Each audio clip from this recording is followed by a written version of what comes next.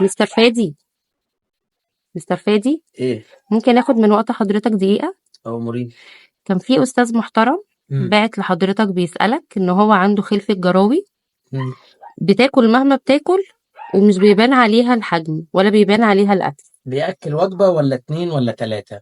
بياكل وجبة واحدة، تمام. والوجبة دي بيضربها بتبقى زيها زي المية في الاخر. بيضربها في الخلاط بالظبط كده. زي الميه في الاخر. طب ما فحضرتك زيها زي تنصحه حمام بايه؟ الميه. يعني هي في الاخر الوجبه دي الجسم هيستفاد بحاجه ضئيله جدا، وهتنزل زيها زي الميه، ما بيستفادش بيها. عامل زي الكلب اللي بيبقى انا اسف تعبان، بيقول لك ده الغذاء بتاعه، الغذاء بتاعه ايه؟ الغذاء بتاعه المحاليل. طب لما بديله المحاليل دي بيصرفها كلها ايه؟ زيها زي الميه، فما بيستفادش غير بجزء معين والباقي ملوش اي لازمه. يبقى انا اعمل ايه عشان المعده تفضل حافظه الاكل ده ويتوزع الاكل ده في جميع انحاء جسمه؟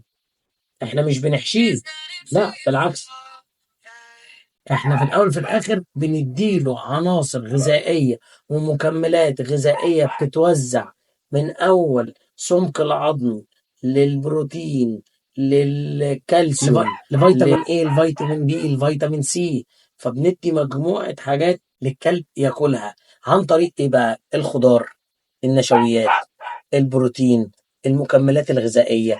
طيب الاكل ده لو جراوي خلفه مثلا بتتفطم، اعمل ايه؟ لازم الوقت ما بين الوجبة والوجبة يكون قصير مش كبير، عشان الكلب يقدر ينمو معاك بسرعة، في نفس الوقت سمك عظمه بيزيد، حجمه بيزيد.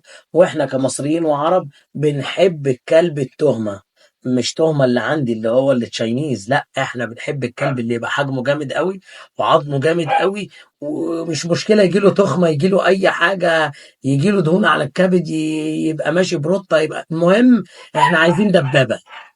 طبعا مش كل الكلاب بيتناسق مع اللي انا بقوله ده، ولكن ده مش موضوعنا.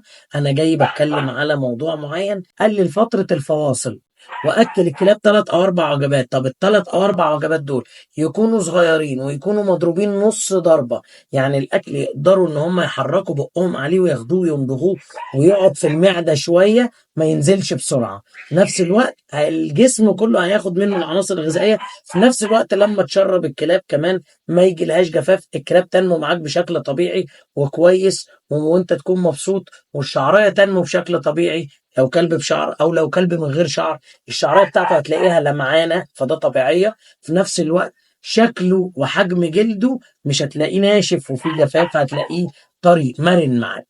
فخلي بالك من النقطة دي كويس جدا، لان فيه هواة وهواي ومربيين بيقعوا فيها وما بيبقوش عارفين حلها. فأنا من خلال التجربة ومن خلال السنين ومن خلال الممارسة بقول لك على تجربة عملية اتدفع فيها فلوس كتير. ركز وفيرال للفيديو، ولازم تحط كومنت وتحط لايك وتشير الفيديو وتعمل له حفظ عشان أوصل لنطاق أوسع ونفيد غيرنا. وبفضلك يا رب، فضلك يا رب، أي معلومة هقدر إن أنا أكون واثق فيها وعملتها تجربة عملية ونجحت معايا كويس جدا، عن طريق طبيب، عن طريق الخبرة، عن طريق التجربة اللي أنا ممكن ما أكونش عارف مدى إفادتها ومدى ضررها.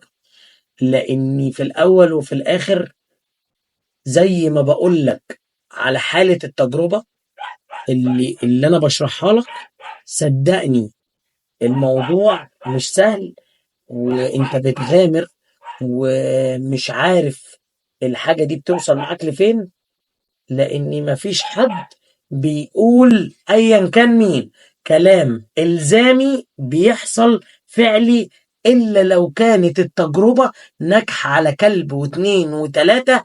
هنا ده دليل مادي مش كلام مرسل. سلام.